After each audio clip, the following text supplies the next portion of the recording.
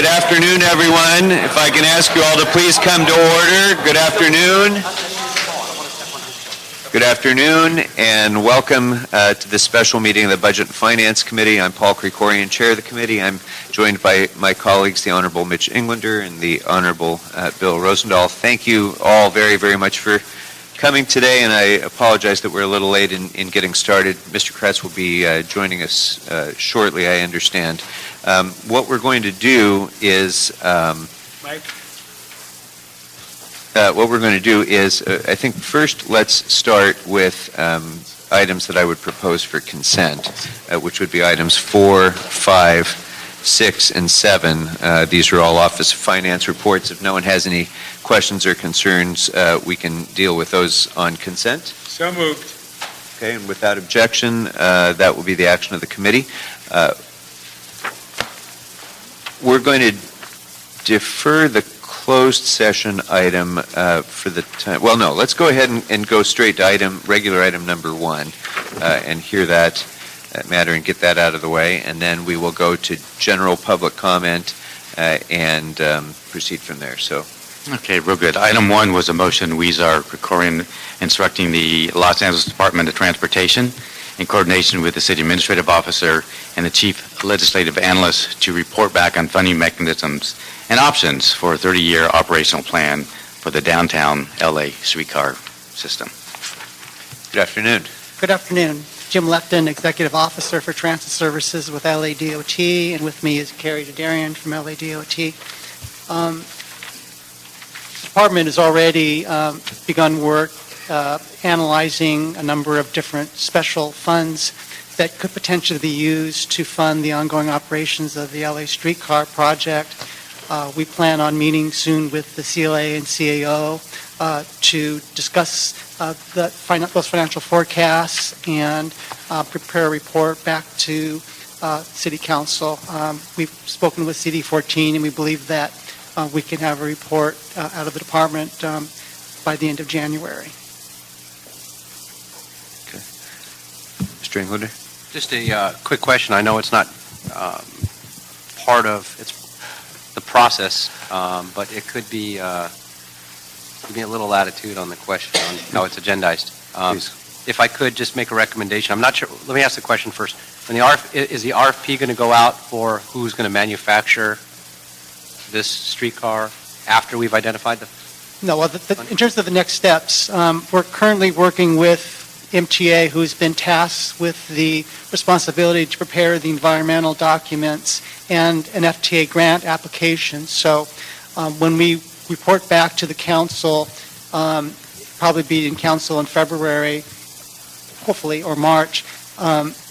Once council makes a decision and approves the financial plan for the operations, and we'll also have a project management plan for your review, which will delineate the roles and responsibilities of the different stakeholders, including the city and LA Streetcar Inc. The next step then would be to submit a small starts application to the FTA, which would provide the other half of the $125 million estimated cost for design and construction of the streetcar. And if that funding is approved, then we would move forward with a procurement process for design and construction of the streetcar itself. But that would come after we get some assurances from FTA. Okay, thank you. Yes, Mr. Chair, and this will be coming before T Committee next week, correct? Correct. Okay, just a couple of quick questions. How much money are you anticipating the federal grant to be? The grant is expected to be half of the cost to design and construct, which is $125 million. So the tax that was recently passed was $62.5 million, and the FTA grant would be for $62.5 million as well. Is a city match required or anything? All of the grant funding would come through the tax and the federal grant. So that would be covered under that $125 million. And now the federal grant, is it tied into all this cliffhanging stuff in D.C. or not? Certainly, if there could be changes which could affect the funding, but at this point, I don't believe that will have a major impact. Since the streetcar is not the only transportation project, how also a driver of economic development, I'd really like us to look at all available pots of money to fund this. Our transit accounts such as Prop A and Prop C are running deficits, and Measure R money is spoken for. I'd like to see a list of all possible funding sources for this project, not just default in our traditional transit accounts, which you can bring to me in Transportation Committee, okay? Okay. Do it here. And lastly, we are not the only city to develop or have a streetcar. I'd like to see a report from LADOT on other streetcar projects around the nation. The council and city residents need lots of information on this project before moving forward. And of course, I appreciate how the voters voted on this. It's great. I think it's not only going to be a no-brainer, but it's going to be a big asset to downtown, moving people around in a very positive way. So thank you. I'd like to congratulate Councilmember Huizar and his staff for that successful vote. I do. They worked very hard. Councilman Huizar. Great. Thank you. So your report, when it's completed in January, Yes. will include the kind of analysis of potential funding sources that Mr. Rosendahl described, and perhaps some comparative analysis with other cities and what they've done in funding similar projects as well. Correct. So the one thing that I would add is that I will expect that those funding sources will not include impacts on the general fund. And if there is any implication of the general fund, that will be a matter that I will want to have considered again in Budget and Finance. But I'm assuming that will not be the case, and I'm assuming that there will be other sources of funding. So with that, I thank you for the report, and again, also add my congratulations to Councilmember Huizar and what will be a project of long-lasting impact on downtown and all of Los Angeles, I think. So thank you very much. Just for the sake, thank you. For the sake of, I'm sorry, I guess so the proposal would be to approve the report, and we'll have a further report back to this committee in January. And I think we can just approve it as is. Approve the motion with additional instructions. So if there's no objection, that'll be the action of the committee. Now, just because the way the agenda read might not have been clear to everyone, I don't know if there's anyone here who is here because of their concern about layoffs within the city attorney's office. But I just wanted to make sure that everybody understood that agenda item number 2 relates to those the layoffs that were provided for in the 2012-2013 budget. It does not include layoffs within the city attorney's office. That will be a separate discussion that we'll have on another time and not today. So if you're here to talk about that issue, you don't need to stick around. You can go, and we will not be discussing that except to the extent that it's tangentially related to some closed session discussion we're going to have. But we will not take an action on city attorney layoffs today. And that brings us then to item number 2. So item number 2 is the Personnel Department to report on the results of the layoff process pursuant to the 2012-13 adopted budget, including the number of displacement and number of layoffs by department and related matters. So we have quite a few cards, but if you would like to comment on this matter, please, and haven't filled out a card, please fill one out and bring it forward. I think we'll take comment from the public first, and then we'll go ahead and come back to our reports. So let's go ahead and start with Alice Goff as our first speaker, followed by Steve Koffroth. Good afternoon, please. 2 minutes, please. Thank you. Good afternoon, council members, and especially Brother Rosendahl. Thank you so much for coming out. We appreciate you putting out the effort. So this afternoon, there are several of our members from the police department in the audience.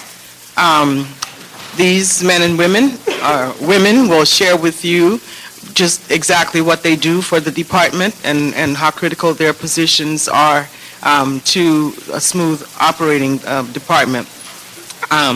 The staffing level for civilian employees in the police department has traditionally been challenging for a number of reasons.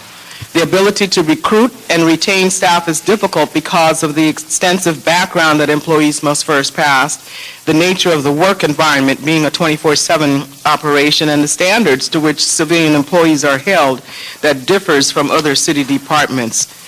Today we're talking about, a calculated decision by the department and the city to further decimate an already bare bones staff, while at the same time police hiring and promotions continue. These actions I recognize are not solely that of the department, but the promotions especially are egregious to our members who just see it as a slap in their face. There was a secretary, a senior clerk typist who faced the possibility of being out of a job while others in the department are being promoted. It's not, there are just not sufficient classifications needed to support the work. And we find this everywhere. The Criminal Investigation Unit has 13 fingerprint identification experts to run a 24/7, be there to witness in court. In our Communications Division, the PSR's staffing is way below what it needs to be. Again, there our members are in acting positions, just blatant violation of our contract, and not being promoted to the pay grade 3 and to the supervisory positions that are necessary. You'll hear from our members exactly what they do and why this is critical for us. Thank you very much, Ms. Goff. Our next speaker is Steve Koffroth, followed by Linda Ramirez. Thank you, Council Member. Steve Koffroth with AFSCME as well. And we've testified a number of times before this committee and recognize that this discussion began many months ago when we first talked about the budget. And as a result of that process, the city committed to do a number of things and to look at hundreds of millions of dollars of budget solutions that AFSCME put forward in order to help close this budget gap. And it's just a travesty that the balance of those recommendations have barely been skimmed and none of them have been implemented. And it's a sad day when clerical people will lose their jobs because the CAO or whoever else is responsible have not done theirs. We want to make sure that the council understands that the CAO reported on election day that there was still $8 million left in the layoff avoidance fund. And by our calculations, the number of layoffs have been whittled down to less than half of what they were originally anticipated, and that the value of those fully loaded is less than $4 million, certainly enough in the layoff avoidance fund to avoid the layoff of these essential staff. And we want to make sure that it's clear that these services are essential to the operation, and they're primarily in the police department. And that if these employees are laid off, what you will do, you will have an even exponential effect of having to pull police officers off of the street in order to perform these essential clerical functions. And we were very pleased at the last council meeting to hear the committee's concerns about that activity in that direction, and this would certainly only exacerbate that problem. We have hundreds of positions that are being done by able-bodied officers. Those officers should be on the street. Let our people do the jobs that they need to in the efficient and cost-effective way that it was meant to be done. And we ask for you to make sure that we reverse these layoffs and make sure we continue to do good service for the city. Thank you very much. Thank you.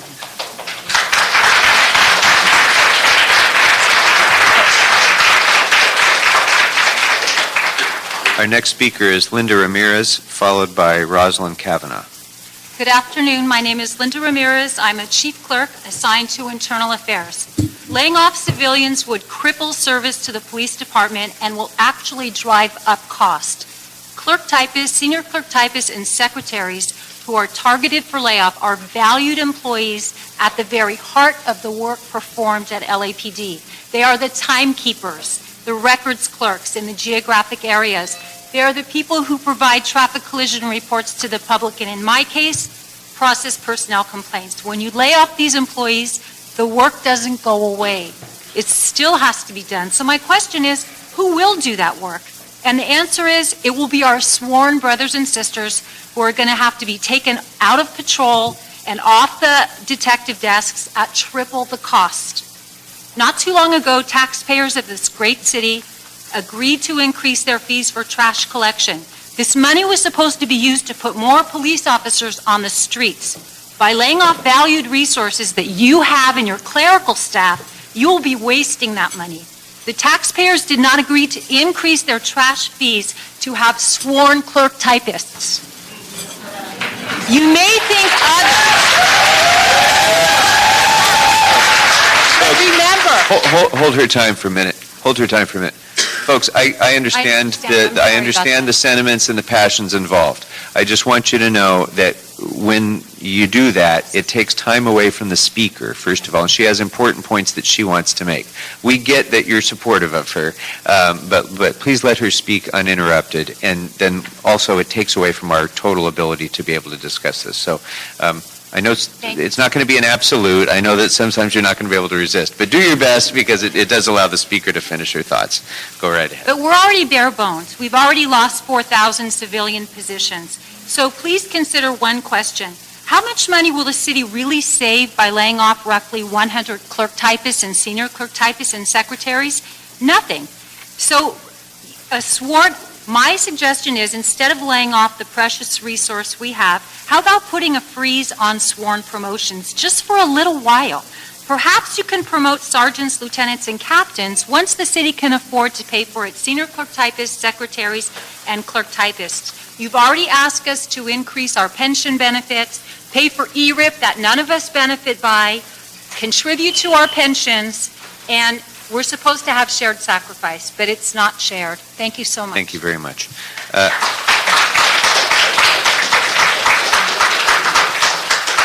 Our next speaker is Rosalyn Cavanaugh, followed by Jeannie Grie. Welcome. Good afternoon to you.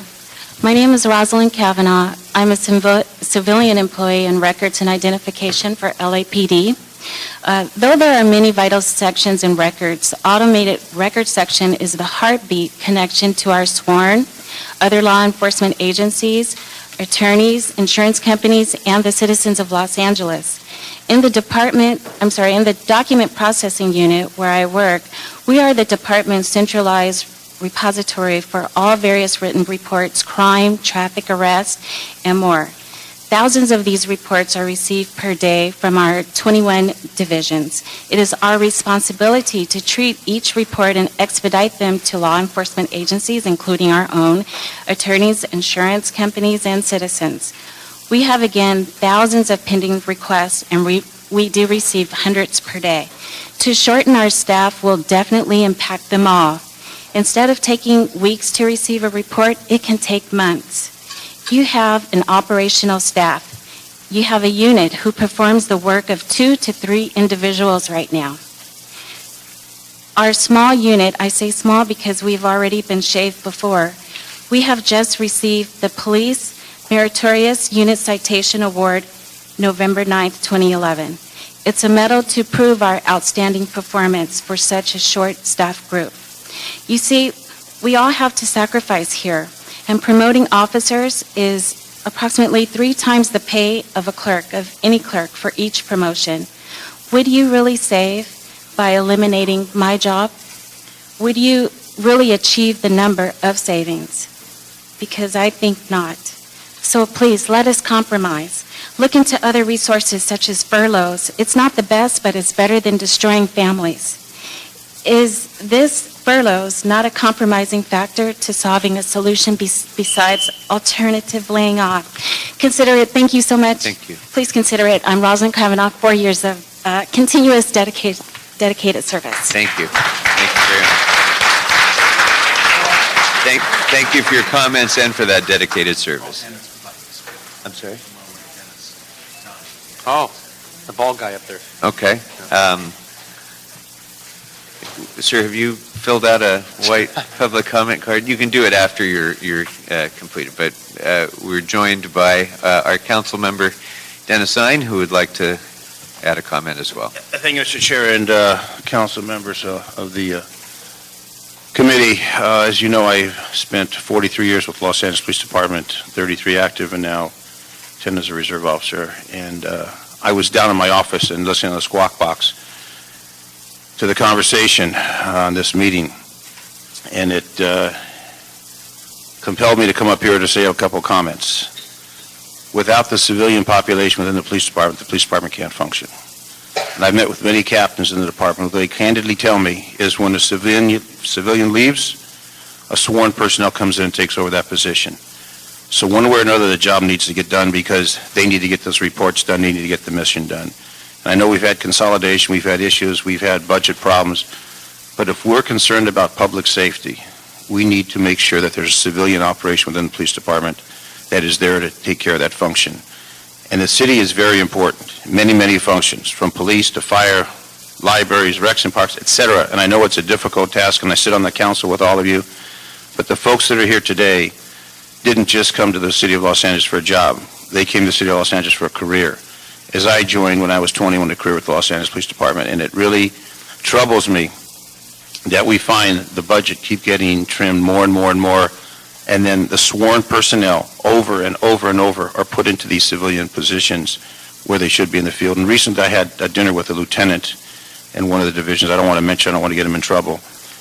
He was a lieutenant in the field, and he said, I have one sergeant who's sitting in as a watch commander.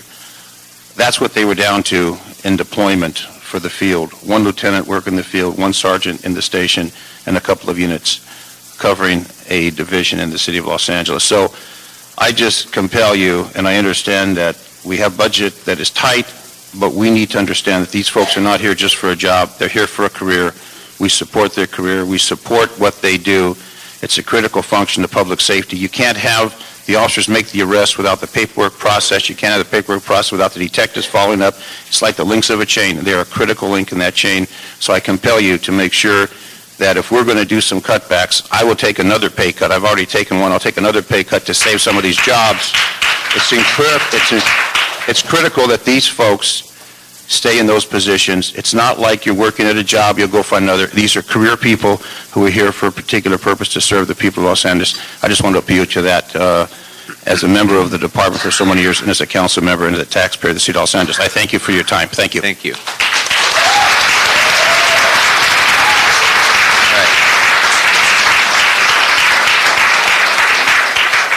Ms. Grebe, sorry about that. Our next speaker is Jeannie Grie, followed by David Barris. Sorry if I mispronounced Barris or Barris. Barris, thank you. Ms. Grebe. Good afternoon and thank you. I'm Jeannie Grie. I'm the senior clerk typist with LAPD, and I love my job, and the people I work with love their jobs. And I'd like to point out that if you lay off 93 civilians within the department, you're not only just laying off those people, you're jeopardizing officer safety. Former Chief Bratton identified 600 positions that sworn officers filled that civilians could fill. 600 officers equates to 4 divisions of patrol officers. A division has 120 to 150 on average assigned to that function. So right now you have at least 4 divisions worth of officers sitting in civilian jobs. The layoff of 93 more civilians will actually be even more than that because civilians have already taken on ancillary duties. We're not just working our own jobs, we're taking on all the duties of the civilians that have left before us. Plus, you have more sworn indoors working that could be out on the street. A majority of records units will be closed. This means 93 officers will be assigned to desk jobs.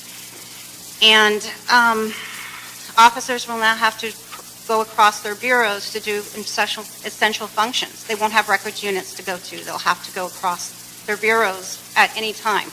This takes units off for calls of service to jeopardize the officer's safety. If there's a help call, there's less to respond. And citizens as well now will be jeopardized because there won't be the officers out there to serve them. We are as much a part of law enforcement as our sworn partners. We're family. We do admin work so they can go out and do the works in the streets. In addition, the CEO publicly announced that the city had received more income than they expected and the reserve fund was better than projected. The National Board of Realtors shows that the Los Angeles job growth is 1.7%, where the national average is only 1.4%. Last month alone, 8,900 homes closed escrow. The median house price was up 20.8%. That's a lot of revenue for the city. But thank you. Thank you very much. Our next speaker is David Barris, followed by Symbolia Wright. Good afternoon. Good afternoon, council members. Hello, I am Senior Clerk Typist David Barris, and I'm currently the Night Watch Record Supervisor for LAPD's Devonshire Station. Whenever I tell people that I work for LAPD, they automatically assume that I'm a police officer. They think the department is only filled with sworn employees.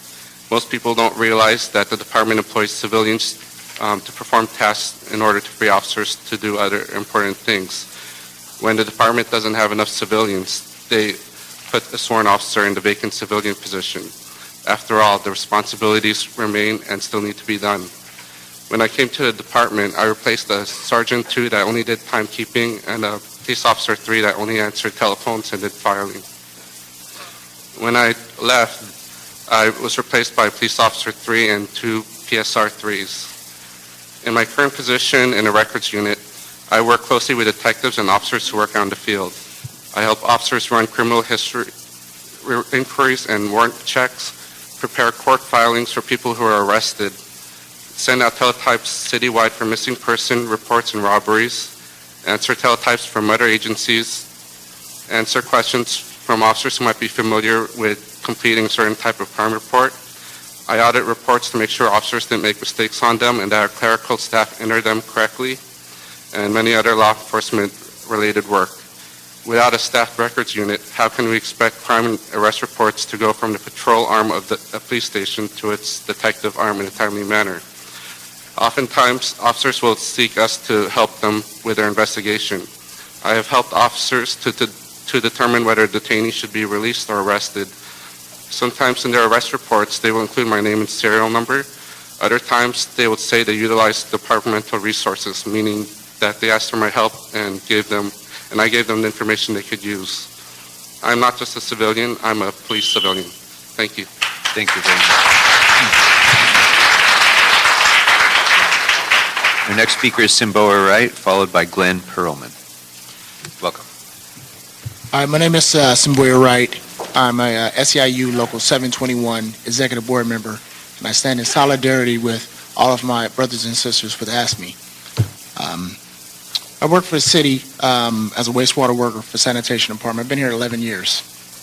And I'm asking you to just oppose the layoffs. Don't even look at the layoffs. Most of the folks that would be affected are women.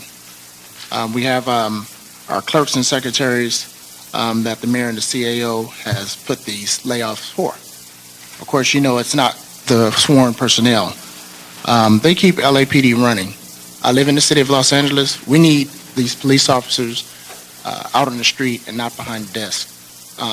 I live in South LA, so like I said, we need the police officers out on the streets to protect me and my 3 kids and my wife while I'm out and about shopping and trying to take care of business in Los Angeles, because this is one of the greatest cities that is in the world. To me, I believe that. So I urge you to just don't even think about layoffs and don't balance the budget on middle-class people's back.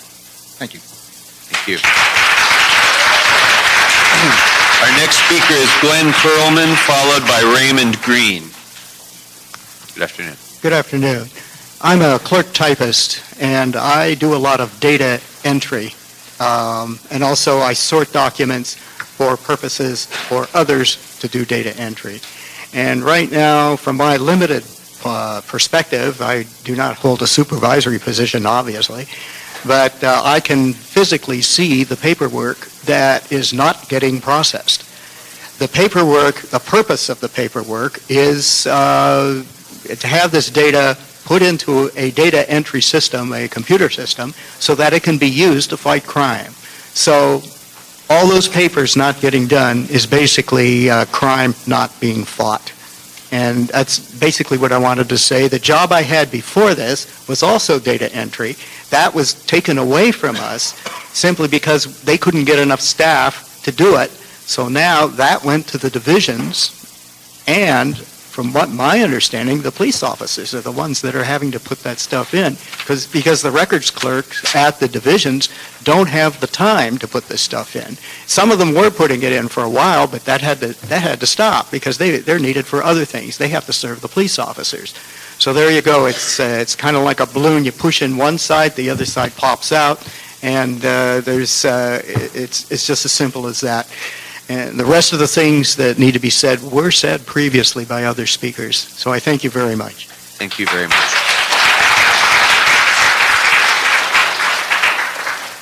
Our next speaker is Raymond Green, followed by Anissa Hilario. Good afternoon, councilmen and women. Sorry, I'm very new to this. I work for Los Angeles Police Department Olympic Division. I'm a records clerk. I handle the coding of and processing of our crime reports. I'd like to think that I could say something more eloquent than already has been put out, but my previous representatives have done quite well. My concern is the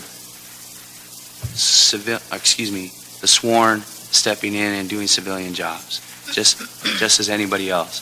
I believe having a sworn officer sitting at the desk is a detriment to the city more than anything. Our officers are valuable persons. They're not property. And to have an officer sitting at a desk not being able to protect his fellow officer doing crime reports that I'm paid to do is a travesty.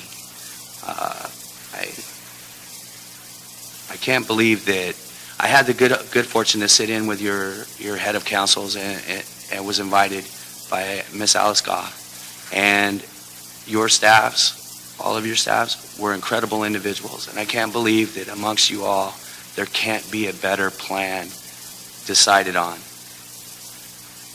The opportunity that I had to meet with everybody had an alternative and a good thing to offer up.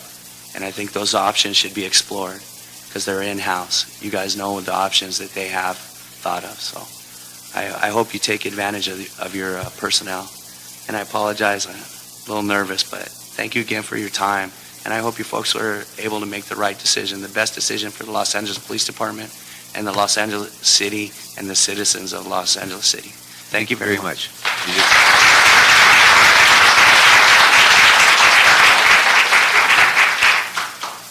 Our next speaker is Anissa Hilario, followed by Chafega Diamond Gentry. My name is Anissa Hilario, and I've been with the department for 13 years. I'm currently in communications timekeeping, and I'm one of 7 timekeepers, and 5 of us are affected.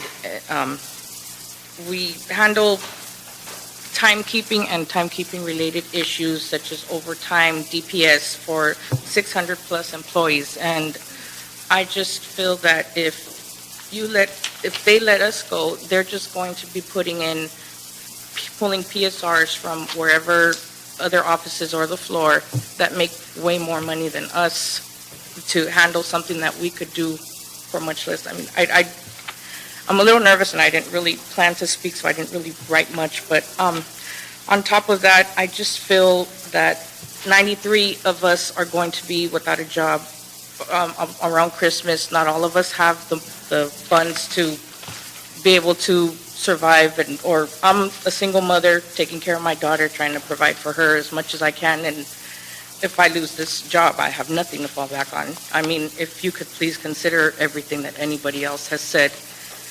I mean, we are just not names on a piece of paper. We're people with families that we need this job, but I don't have any much else to say.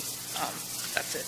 Well, in your final 30 seconds, just so I'm clear, so your role is processing claims for overtime and time records relating to overtime. And even when there's overtime, like for holidays, there's stacks and stacks of overtime slips. We're all overwhelmed because we're short-staffed as it is, and we do as much as we can in there. And we've already been rolling with the punches as far as taking furloughs, the E-RIPs, and all that other stuff. I mean, like someone else said, I'm willing to take a furlough if it can prevent somebody else from getting laid off. I'm willing to do anything. And hopefully you can consider everything that we've said so far. Very good. Thank you. Thank you very much.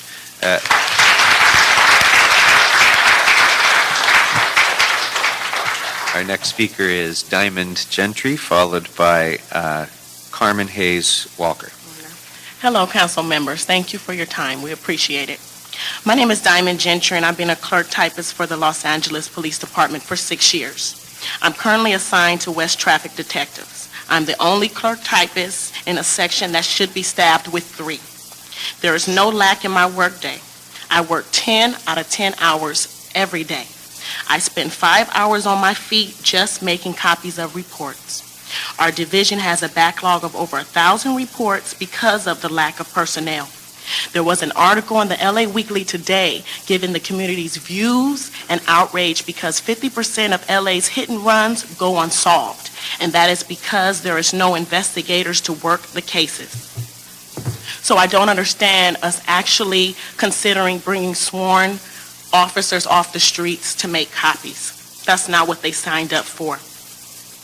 That will generate more crime and make our city more unsafe, which will then bring a negative light on the department and on the city of Los Angeles. Bringing the officers in off the street will be a disservice to our community as a whole, and it will be a liability to the city. It is imperative that you keep civilian support staff in their positions and sworn officers on the street protecting the public where they belong. The money the city's planning on saving in our salaries, you're going to end up paying 10 times more in lawsuits. Again, I come to work every day with a smile and a gracious attitude. I serve my city and my community, and my job is important. And again, I thank you for your time. Thank you very much. Our next speaker is Carmen Hayes Walker, followed by Chris Mitchell. Welcome.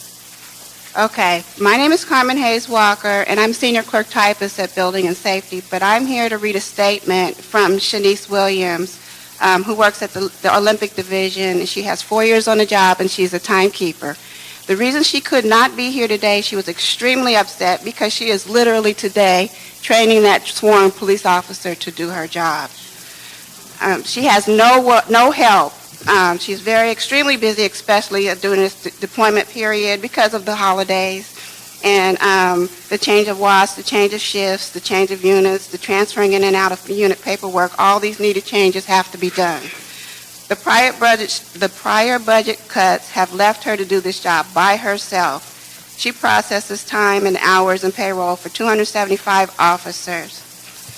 Her job takes a lot of accuracy, attention to detail, organization, and good administrative skills, people skills, focus, and the ability to concentrate.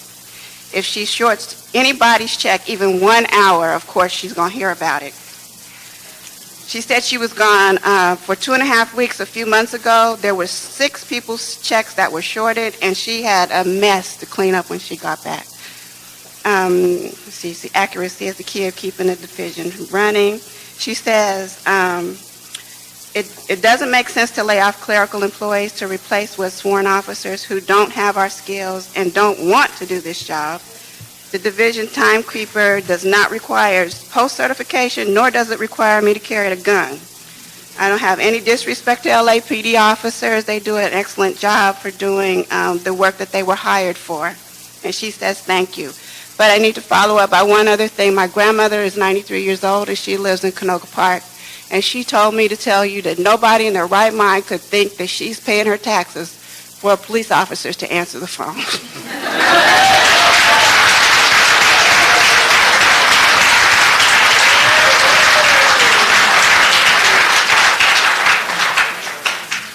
All right. God bless your grandmother. Give her our best. All right, our next speaker is Chris Mitchell, followed by Camille Howard. Good afternoon. My name is Christina Mitchell. I'm a senior clerk typist out of Hollywood Division AM Watch, and I just have a few questions. The intent here is to cut clerical jobs because it's an immense financial burden on the city. I have a few questions about these burdens that I'd like answered, chiefly revenue and expenditures the city has received and distributed. Foremost, where's the revenue generated from our forced furloughs? Where did the funding come from for the new bike lanes and street signs the city has installed? What happened to the revenue generated from the increased garbage fees as well as the raised phone tax that was supposed to benefit the police department? What is the city council slush fund budget, and has that been looked at as a potential source of savings? Has the funding for exempt positions within the mayor and city council offices been rerouted and a way paved for vested city employees to fill those positions? What percentage of the drop money interest the city is receiving as revenue, and where is that income directed? Where is funding for the constant sworn pay grade advancements coming from as well? I believe you have priced yourself out of the market, and to meet your obligation, you plan to start at the bottom rather than tackle the top-heavy largesse. A Pew Charitable Study Trust says the Los Angeles city has the nation's highest average salary for its 15 city council members, and Captain 2 salaries of $125,000 for P2 helicopter pilots, and take-home cars for just about anyone at management level, even though they have no call-out activities that require a city car at their disposal. I'll put this in your laps. What are you planning to give up? I bet it's not your take-home car, expense account, a fraction of your salary, or elimination of a few of these heavily funded seats you occupy. Simply put, poor planning and budgeting on the city council and mayor's behalf should not make financial casualties of the clerical sector. And I wish you a good day.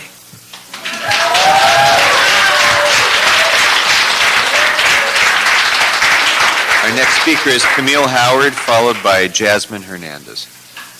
Hi, my name is Camille Howard, and I'm a crime analyst supervisor. I've been with the police department for 4 years. I'm here speaking on behalf of all the civilians with my expertise on crime. At this time, I'm not affected, but I'm here to speak on what it would do to the situation of crime if you take officers off of the street and put them in civilian positions. I look at crime numbers every day, and it is going to be a problem. Your crime reduction goals and all that is going out of the window, and right now I have 3 officers that work for me. I'm the only civilian. I've always been the only civilian since I held that position. They have never given me a civilian employee. So I ask you today, take those officers, put them back on the street, and bring officers into my unit. Cut my pay some more, because I've already been on furlough since I came here. So please consider furlough and remove the layoffs, because that is better than not having a job at all. Consider the holidays, consider single parents, whether it's a single mother or a single father. Thank you. Thank you. Our next speaker is Jasmine Hernandez, followed by Gloria Reyes. And we just have a couple more cards, so if anybody else would like to speak, please fill one of these out and bring it forward before we conclude. Ms. Hernandez. Hi, my name is Jasmine Hernandez. I work for the Topanga Area Analytical Unit. We're a unit of 3 people who are responsible for 280 officers and civilians at any time's monthly deployment schedules. That means putting the officers where they're supposed to work. That means manually entering in their month-long schedules. That means manually entering in every piece of court overtime and end-of-watch overtime that they do. I personally am the timekeeper, which means every 2 weeks I'm responsible for admitting to the Fiscal Operations Division, to the best of my ability, the most accurate working hours and benefits used that these officers have done in the past 2 weeks. It includes RDO changes, call-outs, anything. Manually entering that every 2 weeks. Our unit also keeps straight the MOU, make sure that everybody knows what they're doing is in line with the rules set forth for them, and make sure that the officers going out on the street don't have to worry about being paid. When they're out driving around and they pull somebody over, they're at least not worried that the paycheck in their account is short. If we do take a full vacation, which a lot of time in our units we don't, we come in on our vacations to make sure that the pay period end is met. If we mess up at all, like the person previously said, that is known, and those sworn officers are affected. Our jobs are important, and our jobs are just important as the subpoena control position, making sure that the officers get to where that they need to be. And if we are eliminated, guarantee an officer will be put in our spot. Doesn't mean they will do any worse job than us, but it does mean that they'll be paid double and triple our salary in order to make sure that that important job is done. So I think that it's really important for every single one of us to be counted as an individual and not a number. Thank you very much.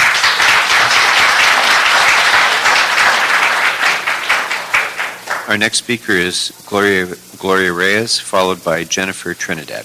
Good afternoon. Good afternoon. I am the auto clerk, a clerk typist for the Van Nuys Division. I was hired in March 2007. Back then, the auto table was assigned to clerks, and the workload was shared between us. About a year later, the other clerk resigned, and since then, I have done the job for both clerks. I was nominated Civilian Employee of the Month in 2008.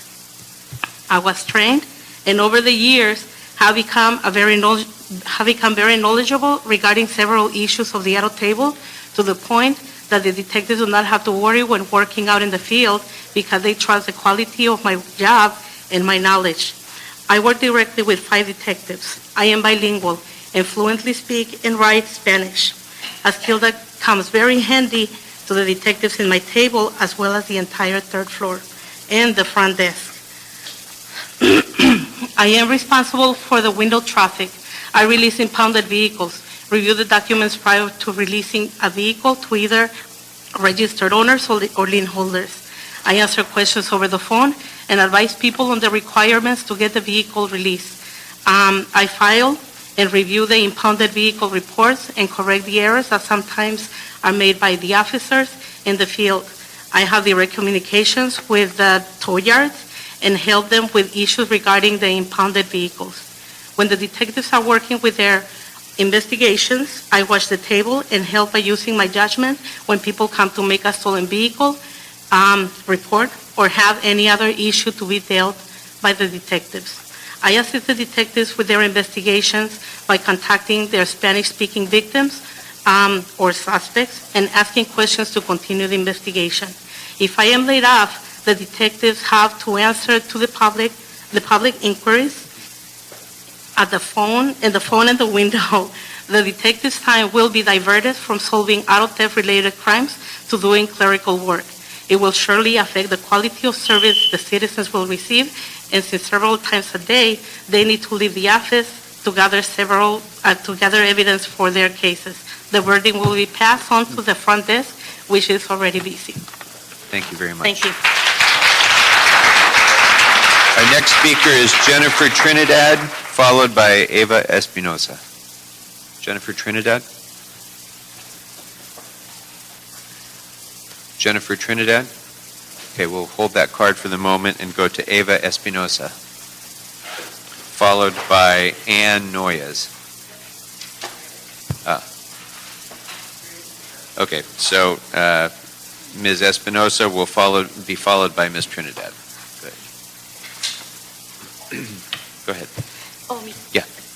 Good afternoon. My name is Eva Espinosa. I work for the police department as a 911 dispatcher. I've been in the department for 22 years. I want to answer 911 calls. I want to get the next call to help someone who's having a heart attack or someone who's reporting a fire. And if our clerks are laid off, they will put one of us to do their job. And I don't think that's right. We're there to answer 911 calls. Thank you very much.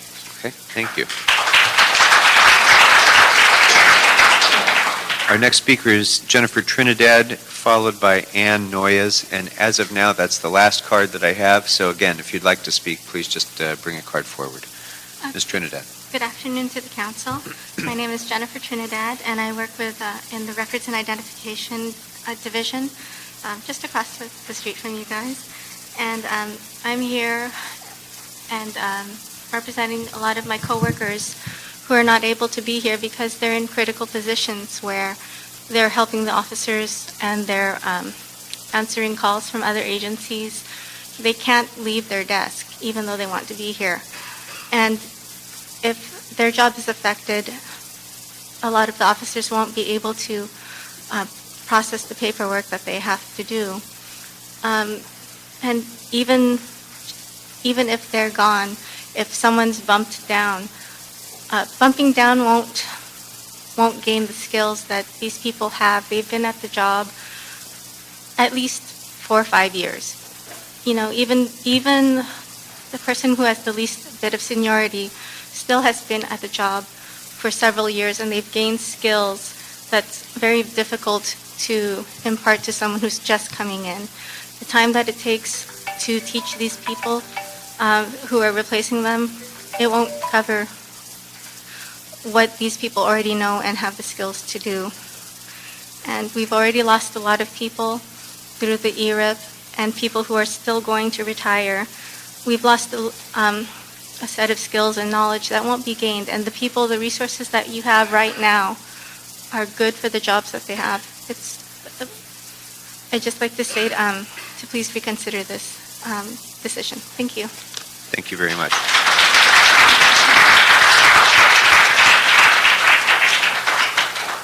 All right, our next and I believe last speaker, unless I hear otherwise from one of you within the next 2 minutes, is Ann Noyes. Hi. Please welcome. My name is Ann Noyes. I work for LAPD at the ComStat unit at Racer Division. And each of you receive my work every single day.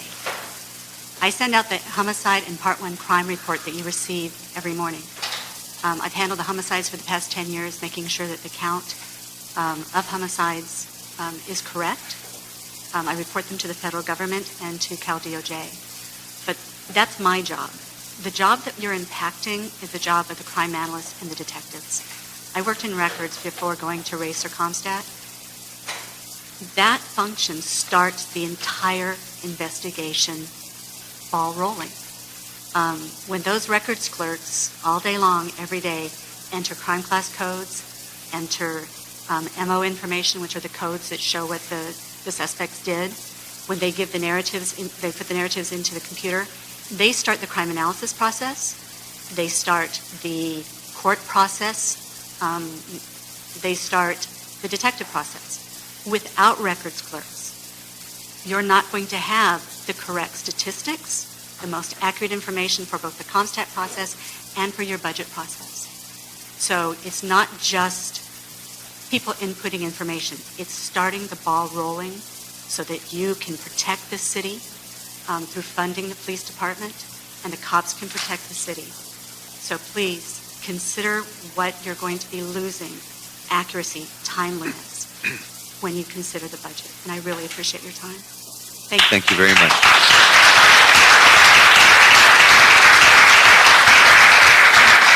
Thank you for your time, and thank you for everyone who came and offered your comments. It's very much appreciated, and we appreciate your taking the time to speak with us.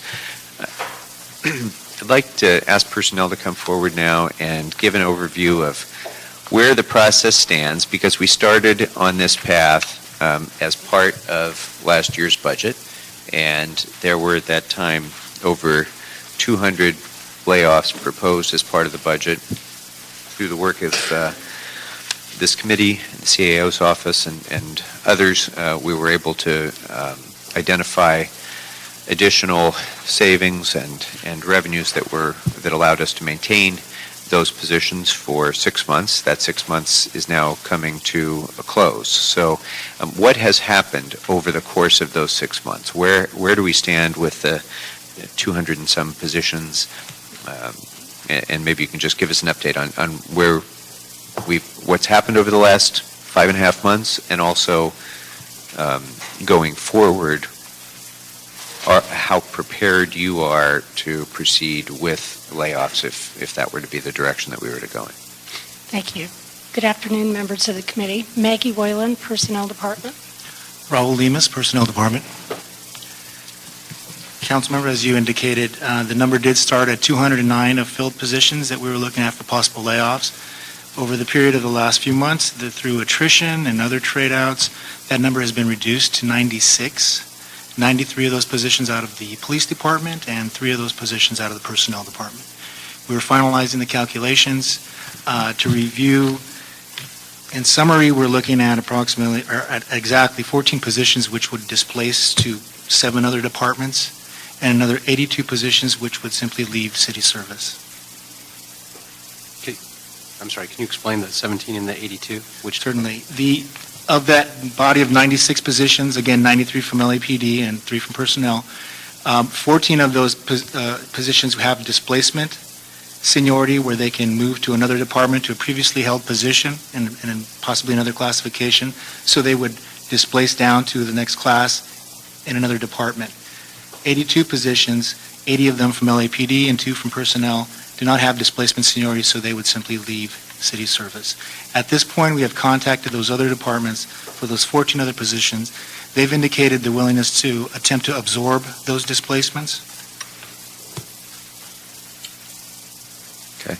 And so going forward for the remaining, and these are, we're speaking in terms of filled positions, but actually there are 86 people in jobs who are at issue here. The number of positions remains the 200 and some that we started with, because those positions, as they've been as people have left, are eliminated. Is that right? You're correct, sir. So the total savings that we're getting from position elimination in coming years remains the same. It's the entirety of those positions. As I understand, yes. We are talking about employees when I talk about 82 and 14. Okay.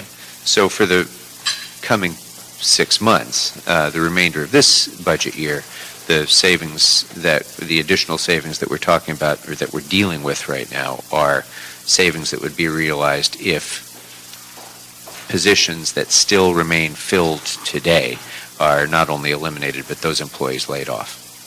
Correct. Okay. I get a question All right, on that. Mr. Englander. Just on that note, before we get into statements and other things, just on the 209, just trying to get this, so we'd net out 80 position eliminations, because the other ones you said were either attrited or have already left service? We were down to 96. Down to Out of that 209, there was vacancies traded out, and the CAO could probably respond clearer to those questions, but the number had come down from 209 to 96. So those positions that have left, those are gone and not being refilled. So we realize the ongoing savings. I'm just trying to understand the point that was being made there.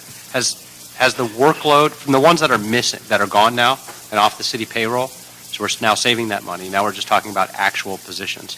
Has the workload changed at all to those, since those other people are gone? We don't have that information. I'm sorry. You mean the people who are left So still the people who are doing left the still work. there, they've now doing the work on for the ones who have now left. So,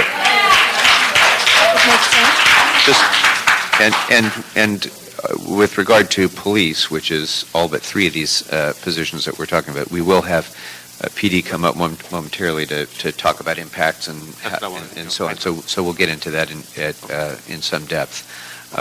Thank you, sir. Mr. Rosendahl, do you have anything to start off with personnel? Obviously, people know I'm sympathetic. I appreciate all the public comment that was just made now, and I'm very strongly against any layoffs, period, going forward. But more importantly, I'd like to understand where some of the speakers said there are already officers in positions throughout the system that have been replacing civilians. And I don't know if that's true or not, but some of the folks alluded to that being the case, and they're nodding their heads right now. And I will obviously save that for the chief to help take us through it.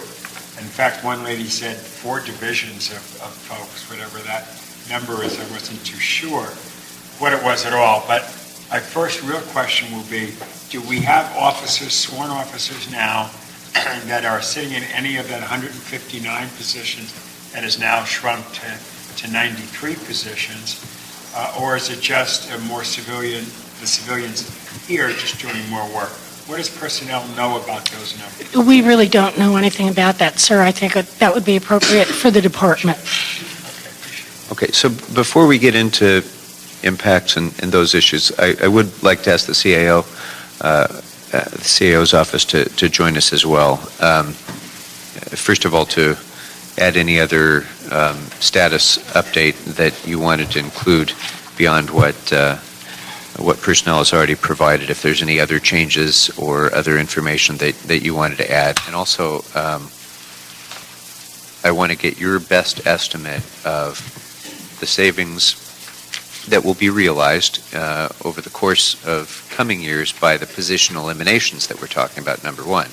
But number 2, and more important to today's discussion, is what will be the savings, what do you estimate to be the savings that would be realized over the course of the remaining 6 months of this budget year from layoff of the filled positions that still remain that Ms. Whalen's just talked about?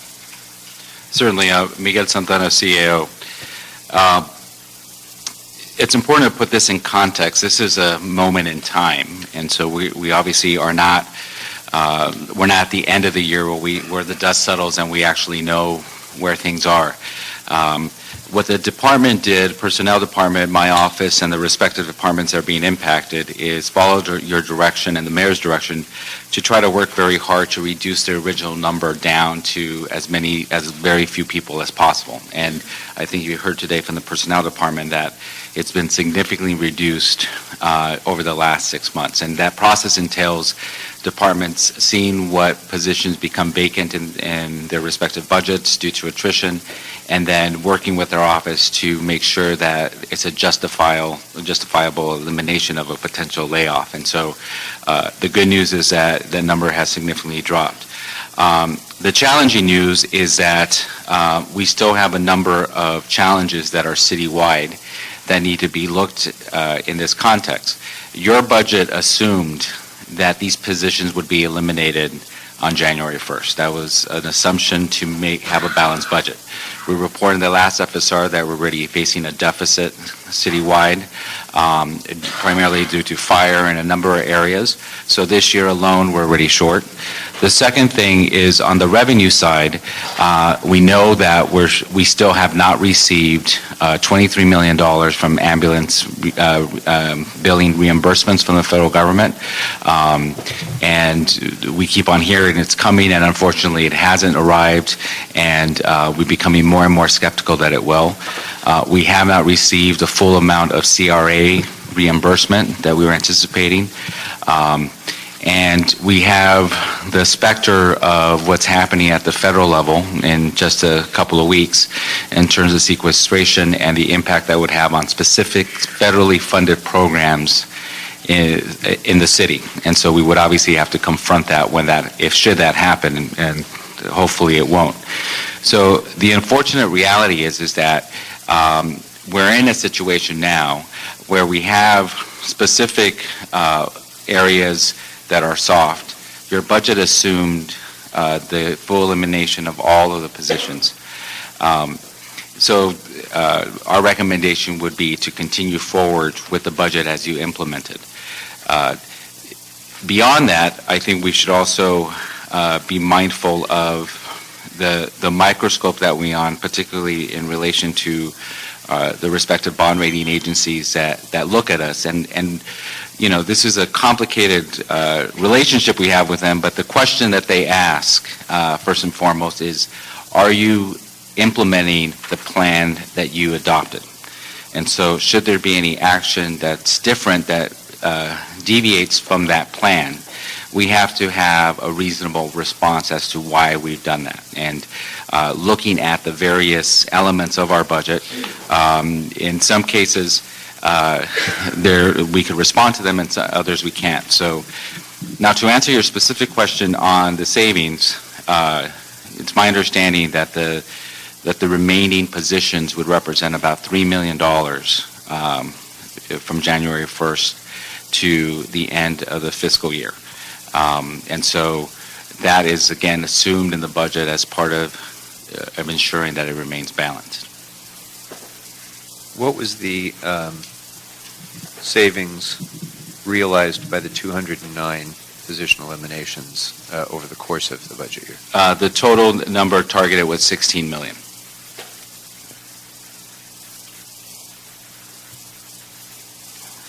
So 13 million of that will have been realized. That's correct. With or without these layoffs. That is correct. And that will be ongoing savings that would continue into future years as well, because it's an actual position elimination. It's not just... That's right. Okay. So in order to ensure that we could count on those savings in the future, by eliminating those, allowing those positions to be eliminated January 1st, then they continue to reduce the size of the budgeted positions in the city, and so we could count on those savings. Conversely, to the extent that you restore those positions, then that adds to our projected deficit for next year. Okay. We're joined by Mr. Kretz. Mr. Kretz, welcome. Thank you. Okay, thank you. Let's go next to Mr. Englander. Do you have questions for the CAO, or do you want to go to LAPD? Okay. All right. Thank you. I think that's it for now, unless Mr. Kress, did you have questions for personnel or for the CAO? Well, I don't know if it's a question. I guess I would just comment that if we're at the point where we've realized most of our savings, I would say that $3 million is modest enough that it's almost entirely optics, that we're just doing it to almost try to fool our bond rating agencies. I think that we've done most of what we needed to do to reach it. The difference that $3 million will make, I think, is insignificant enough in terms of the morale difference of laying people off when you don't have to, that I would think we would be better off taking that $3 million and being $3 million shorter and not having to do layoffs during this period. When we actually, I recognize we don't have a lot of options, and next year it's not impossible that we're out of choices and we have to lay people off. But I don't see why we would lay people off when we clearly don't have to. It's a very voluntary choice at this point, and I think it's a big mistake for the city. Mr. Rosendahl. Yeah, I also agree with Mr. Koretz. As you know, I've taken a position on this already. But $3 million of civilians would be equal to how many $1 million of sworn officers that would replace this?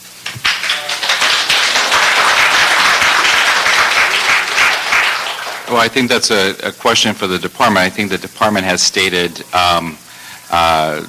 when this original decision was made in the context of your budget, and you could certainly ask them now that what the impact would be on having sworn backfill the work of the civilians. So that's certainly a question for them to respond to. Sure. But is it true 50 cents on a dollar? Is it pretty much? Again, I would rely on the department and how they structure their organization.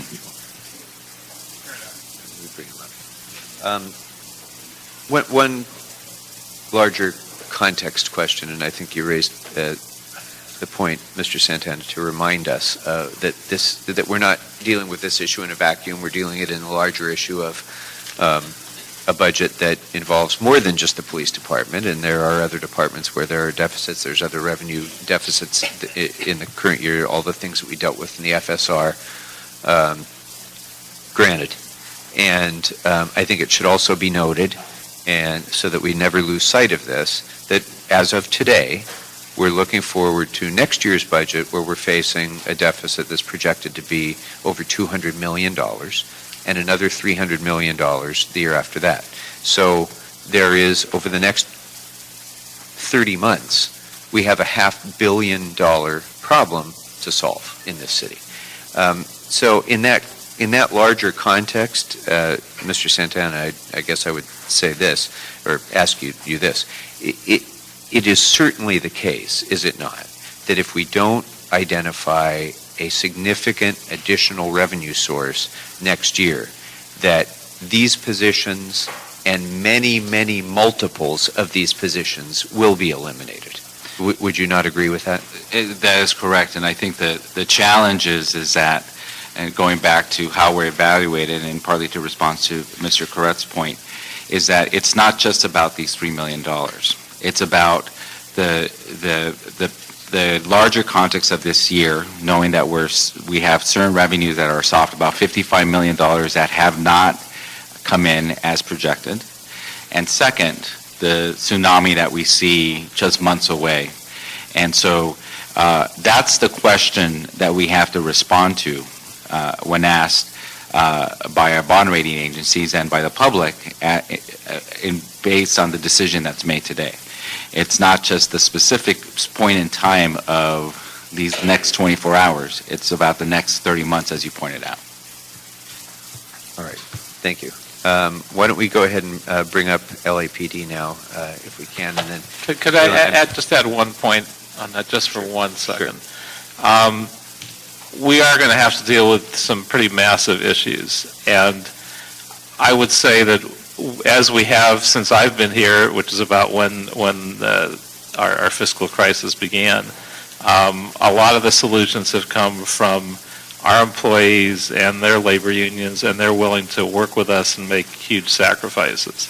So I think not doing these $3 million worth of layoffs in the spirit of cooperation, I think, may go a long way when we're dealing with greater problems in the couple future years ahead. So again, I would make the plea for us not to make that mistake now and create ill will when we have many bigger problems facing us in the next couple of years. Okay, thank you very much. Let's now, Ms. Whalen, we are going to probably want to talk to you separately about the 3 non-LAPD positions, but for now, I think what I would like to do is invite the department to come up so we can have a little bit of a discussion about the specifics that are before us and service impacts. Want to open it up, or you want to? So, welcome. If you could just introduce yourself, and then we'll go ahead and get started. Sandy Jo MacArthur, LAPD. Jerry Chaliff, LAPD. So, I guess to start with, if I could, we heard some numbers here, and we heard a lot of discussion anecdotally from the employees about their roles. The first thing I'd like to get a sense of, and then I'll open it up to questions from my colleagues. I'd like to get an overview of what the particular impacts have been of these position eliminations of the entire 200 plus, LAPD's share of that 200 plus positions. And then of those positions that remain filled, what has there been any effort to try to identify whether those positions are more or less impactful than the ones that were vacant and have been eliminated? Has there been an effort to try to identify which positions should be eliminated that would reduce the amount of impact on the police department, as opposed to it just being whoever happened to leave a vacated position? So that's one area that I want to have you discuss. And then I'd also, obviously, I think all of us want to hear the specifics about displacement of sworn. And I want to preface this with saying I'm pretty confident that what the department would tell us, I assume that it's the case, that you're not literally going to take police officers out of patrol cars and convert them into clerk typists full-time.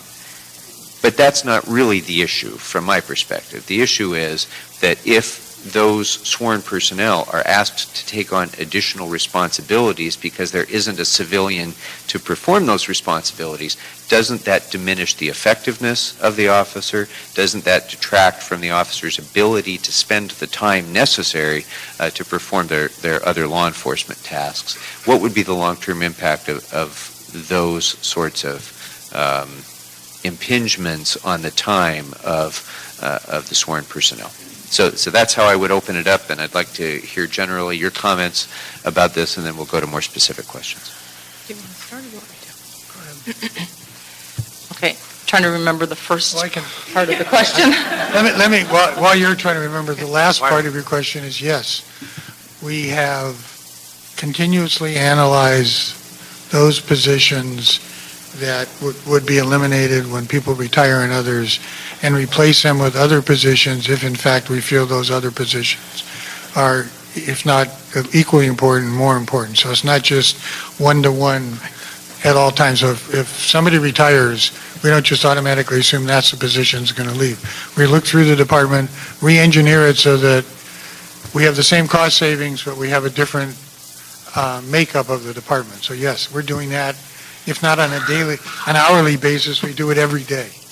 So in managing the department, what the chief and the command staff of the department are attempting to do is achieve a goal of cost savings as opposed to target some specific position for elimination. Yeah, and if, for example, somebody retires, we analyze that in relation to the job they're doing, what other vacancies or jobs there are, not vacancies, what other jobs are necessary, and make the best choice as to what is the most valuable to the department. All right. Now, Chief, if you could address the Yes. service impact. I think the first part of your question, or what have been the impacts so far with the people that have been lost? There's been actually quite a few impacts to the department in terms of what our civilian populace does for our organization, and as a result, from June on, we have limited hours in many of our services. For example, we've closed down some of the property rooms in some of our areas, our patrol areas. Hours, eliminated some of the hours. As you know, early on last year, before we headed into this budget year, we also closed some of our jails in our areas. We've limited or minimized some of the hours for personnel division. We've also, or just recently, have had to close some of our motor transport garages at some of the areas. Our PM Watch, our garage out at Davis Training Facility, which has just recently closed. And we have dispersed the remaining, for the example on the motor transport, the remaining mechanics out to the division. So we have, each bureau has its share so they can accommodate the officers, but that causes the officers occasionally to have to drive, instead of being serviced at one division, have to drive to Van Nuys, for example. We've also just recently had to eliminate 4 hours a day at Records and Identification Division. So every, as Mr. Chaliff says, every 2-week period, when people actually fall off the books from our attrition, we do two things. We recalculate, or what we are calling re-engineering the organization, where we may have to move 1 or 2 people to another area within the city so that we can minimize the efficiencies lost. The second thing we do, as Mr. Chaliff has said, is we know we have to eliminate a position. But if somebody leaves by chance, we may say that authority is important to keep, and we will look for another authority of equal or higher cost value to eliminate. Because we have been working, as all of you know, for these first 5 months, the way we got our numbers down was to be able to do that. When someone left the department, we were able to shift and eliminate a different position. So we eliminate money and a position, and that has allowed us to save as many of the positions that you've already commented on. And we noticed that we had a higher than our last 2 years' average attrition rate. We were trending at about 8 people a month. This year we're trending at a little over 11 people a month. So again, that is how we were allowed to minimize the numbers of the targeted layoff positions. So this is how we're attempting to avoid having any sworn sitting in, as you said, into a clerk's position, clerk typist position. As you heard from many of the anecdotal stories today, we're not putting very many people, we're not putting any full-time sworn people into those positions, which you've heard their workload is quadrupling. And there's no doubt about that, and we're very concerned about, obviously, their welfare for that. But allowing us over the last 5 months has helped us to slowly calibrate versus in the beginning of the year when we thought we were going to lose everybody in one hunk. Mm-hmm. We do have 97 officers in the jail, as you all know, because we haven't been able to replace any jailers. And that is where we do have our significant impact with our sworn off the street and in civilian positions. And so as I can add one thing. Sure. There are also a number of light duty officers that may in places be performing what you might call civilian duties, but if they're not full duty, they can't go out in the field anyways. Right. So you have to take that into consideration as we manage our workforce. But typically, those are going to be positions where the light duty officer is assigned to do a certain function. Right. It's not. That doesn't help when somebody has to come in after their watch at end of watch and do an hour of photocopying or filling out their own reports or something like that. You can't get a light duty officer to take that over. Well, they do some of that, but we also have to manage what you call the coming in after hours because we have FLSA issues. Well, and I wanted to ask you about that because we had several speakers who handled the accounting and reporting of overtime, and we've all heard how much of a challenge all of our captains are having in handling overtime. Yes. Are there risks of either liability or impacts on deployment if we aren't handling the accounting of overtime hours in an accurate way? The answer is yes, but up to this point, we haven't had that problem.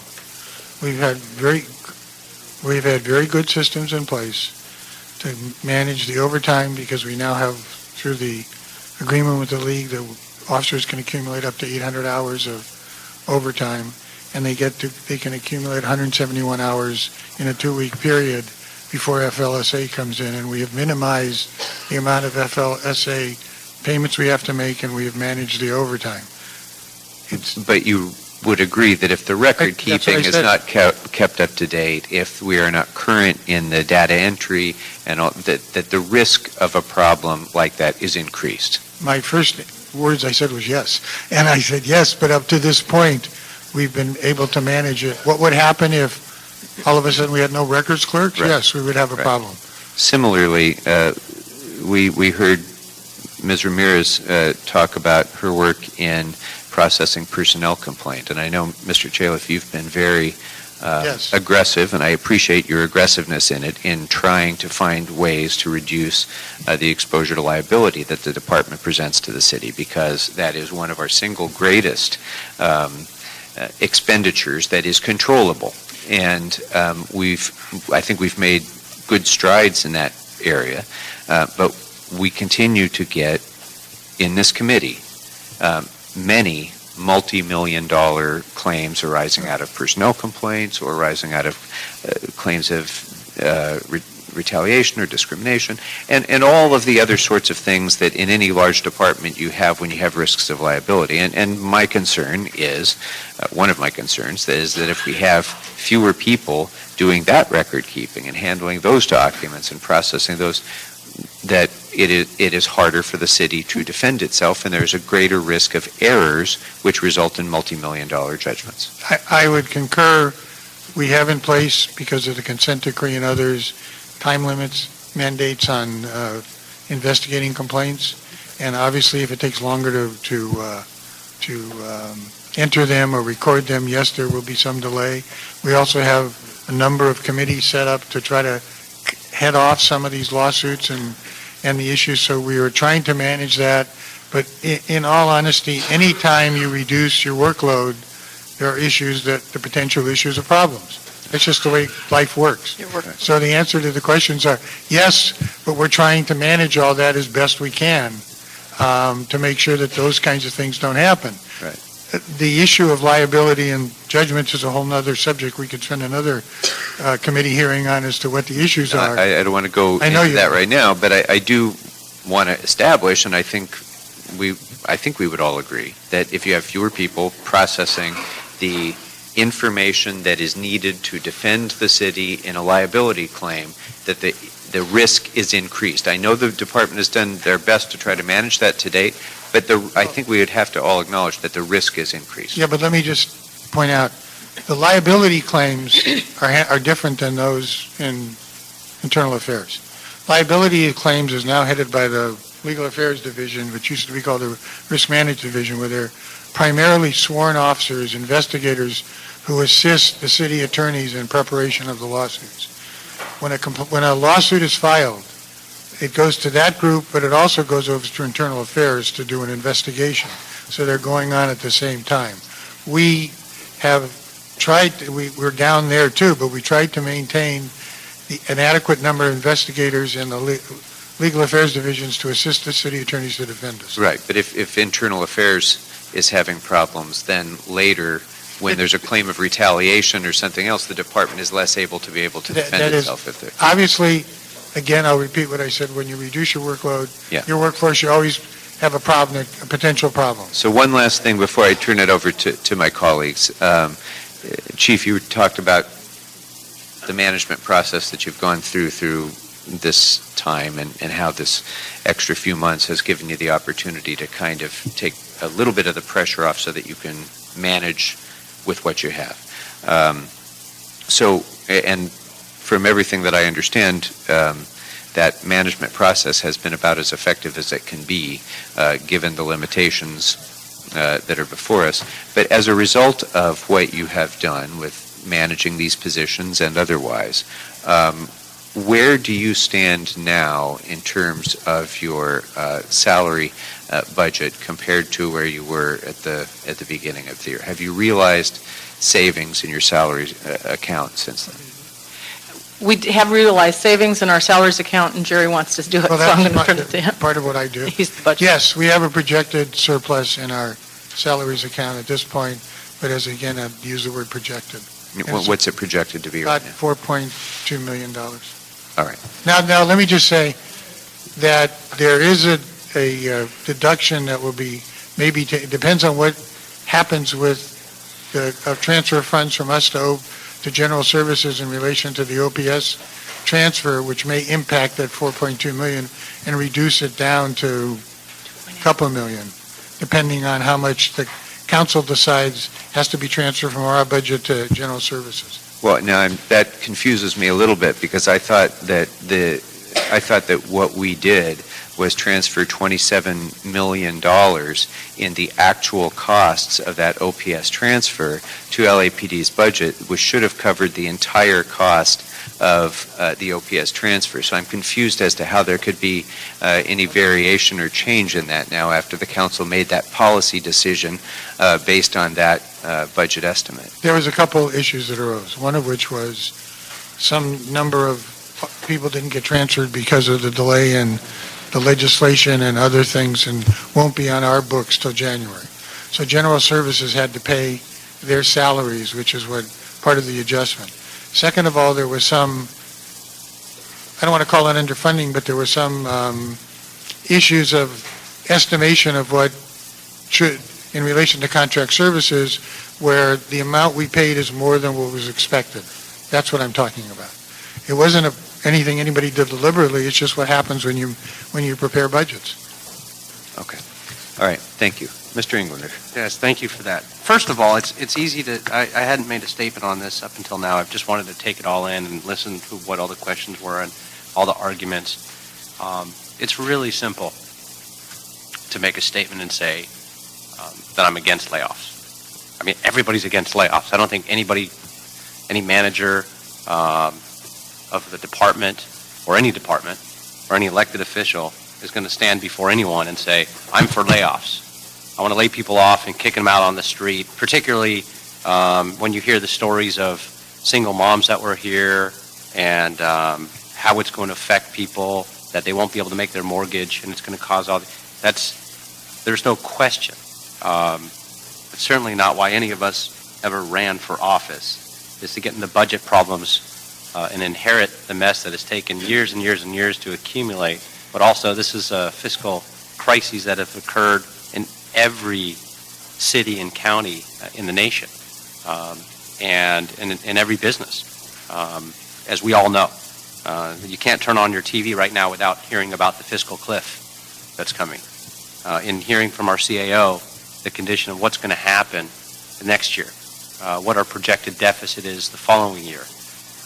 In hearing our chair of Budget and Finance talk about it's going to be roughly $500 million. We've got to look at $500 million. Right now we're talking about $3 million in this context of this particular conversation right now on this item. And we're really talking about $500 million. There's no question we're going to have to change things within the next couple of years. We're going to continue to have these conversations week in and day out, month after month, for the next several years. And we're going to continue to talk about closing programs and making layoffs because it's inevitable if that's where we're at financially. The question before us is, which ones? What do we do? And the way I look at it, and also I have a unique experience, I think, as a reserve LAPD officer where I get the opportunity to work in a station as a volunteer and work on patrol as a volunteer and work with the men and women of the department. And that doesn't just mean the sworn, but the civilians. And I've really given this a lot of thought in how critical civilians are. And I'm also the chairman of public safety. So I look at it as sort of, it's an airplane.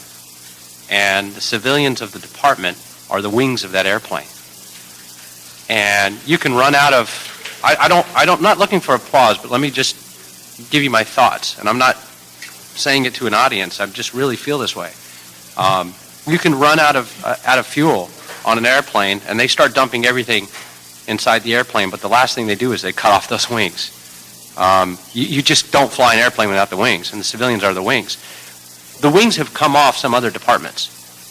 We've just spent months, 6 months in fact, looking at and putting a special task force together. We spent 2 hours on the fire department in council the other day saying, why are the numbers bad? Why is the data bad?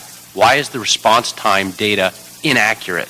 And this came from an independent, and this is relevant, this came from an independent report and task force that was put together with USC and the RAND Institute along with the Fire Commission and experts.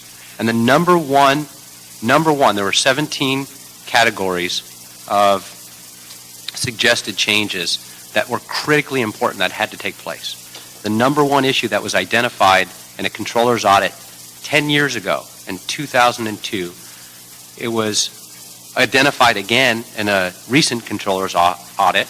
It was identified again in the independent data analysis task force, was that there were firefighters that were inputting the data and not civilians. That the firefighters weren't trained properly and weren't the experts. They were great at fighting fires. They were great at saving lives. We have the best fire department, bar none, in the country. Make no mistake.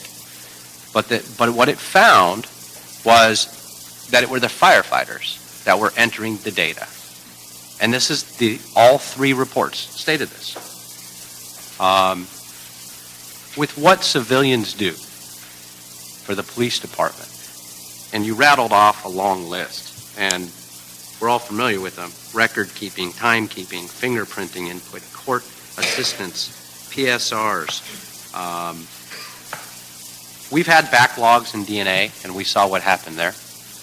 We have backlogs right now in fingerprinting, and we know what's happening with that.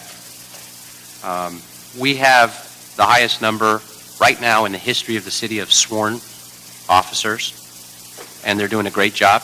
We have the lowest number in crime that we've seen, certainly in my lifetime. But that credit doesn't simply go to the sworn officers. It goes to what's kept that airplane in the air and the wings of the department. There's absolutely no way that we can't, if we're going to put things on the table, that we can balance maintaining public safety and cutting sworn positions, civilian positions from my perspective. I would never support it. And it's not about being for or against layoffs. We're in a very tough situation. There's absolutely no question that we're going to have to further reduce and slash and cut the city of Los Angeles in the next couple years. We're going to have to look at doing things differently and creatively. We're going to have to look at public-private partnerships with nonprofits and thinking outside the box and trying to improve technology to take over other positions in other key departments. But for what the civilian positions do right now for PD, and we talk about entering timekeeping, and there's another thing they do, quite frankly. There's so many things they do. Every station has a station fund, and they're the CPAs of the station fund. And they balance the books. You take all these things away, and it's not just the lawsuits. It's not just the problems with overtime, but if we've got a prosecutor that goes to court, these are life-threatening situations. If we've got a prosecutor that goes to court and they need the reports and information that were supposed to be keyed in from the police department, and that stuff is backlogged, and they show up to court and under due process, that suspect is on trial, and the information's simply not available for the officer, or the officer didn't have the court date on his calendar to show up, or the calendar was wrong, because it becomes the second most important thing outside of working patrol. We got a real problem. And then they're going to have to turn that suspect loose. This has so many ramifications to it. I got to thank, though, the department as well, because, Chief, you've done an incredible job And you've been given marching orders to do what is impossible to do. To say you need to absorb and continue to absorb and recalibrate the department to function without wings. It doesn't work. It's not going to work. And what you've got to deal with is so huge. And what we're looking at in the next couple of years, and you're fully aware, and you've sat through these meetings and Budget and Finance Committee and the budget process, so you know the numbers. You know what we've got to deal with. And it's not about this one-time $3 million, and it's not about just sending a message to our bond rating agencies from my perspective. We've got to deal with the entire approach. We've got to look at revenue streams, all the things we've talked about, there's no question.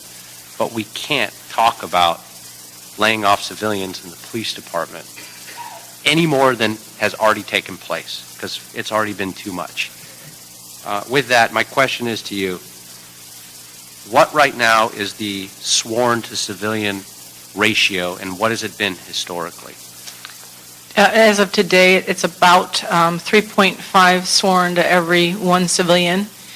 Generally, it's it used to be about 4.5. And what should it be? Because we've never been where it should be. I'm sorry, 2.5.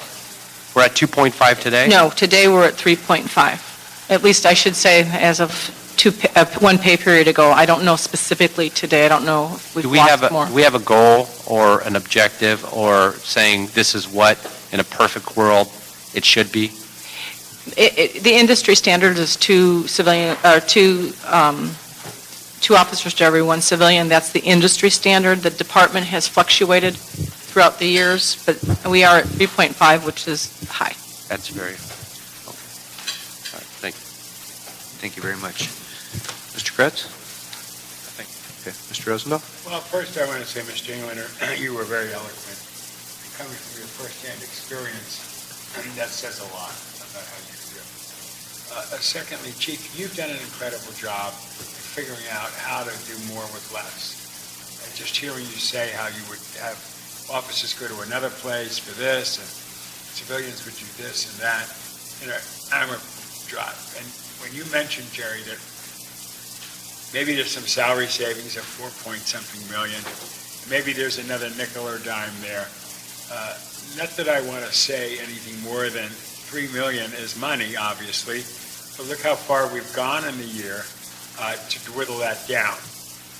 And that fact, to me, makes it very clear that we've gone in the right direction, we've done it the right way, but enough is enough is enough. Every one of the speakers here articulated a real need within the department that they fill. And I always scratched my head and said, if they don't do it, who does it? And I just cannot stop but saying that. I don't want sworn officers who are able-bodied sitting at a desk. And I don't agree with the number 10,000 is the number of officers we have to have. What we have to have is the number of officers in the field doing police work. Whatever that number is, that's the number I want to protect and preserve.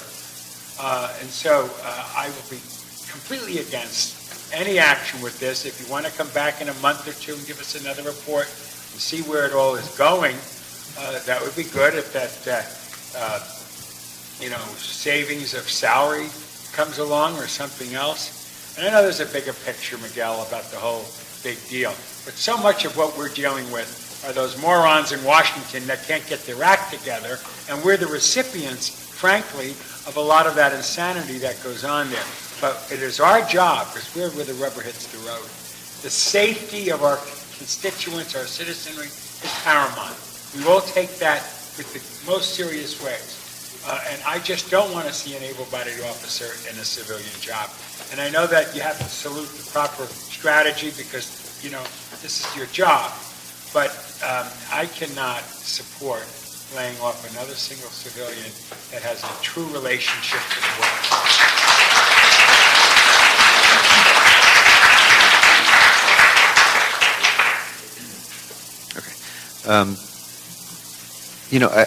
I hadn't really thought about the correlation that Mr. Englander just drew until now, and I think it was a compelling one when we talk about data in particular. because I think the police department has done an incredibly effective job of utilizing data, of allocating its resources more appropriately based on data. The ComStat strategy, I think, has been very effective. And yet, you're absolutely right, Mr. Englander, that just this week we were having this struggle to try to get to the bottom of response times and so on in fire, and it's not that they're making any less effort. But we heard from fire department chief and command staff that they just don't have the people to be able to do that work of inputting the data, analyzing the data, acquiring the data, and so forth. That they don't have people to do that unless they're going to take somebody out of fire prevention or life-saving responsibilities, or out of the command staff. So that's certainly not the model for the way I think we should be doing things. And I agree with Mr. Rosendahl that certainly we've brought crime down in this city against, I think, many challenges. Usually when the economy is in the state that it is right now, that's the time that crime spikes, not goes down. And yet year after year, the police department has been bringing crime down. And it's attributable in large measure to the presence of more officers on the street. And I think that if we want to continue in that direction, we have to ensure the maximum deployment of officers, not just the number, but the maximum deployment. And we're better able to do that if the department is better able to analyze and acquire and utilize data, if the department has more civilian resources rather than fewer to perform these functions.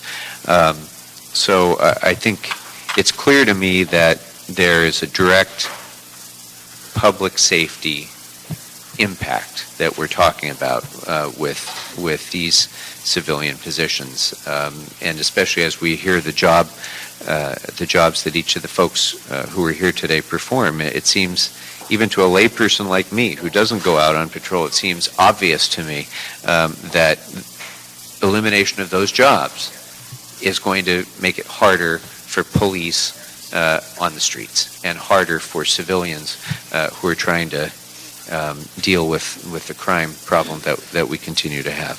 So it seems to me clear that there's a public safety imperative to get to the point, we're not there now, but at some point in the future, to get to the point where we actually enhance the civilian workforce to make the police department even more effective.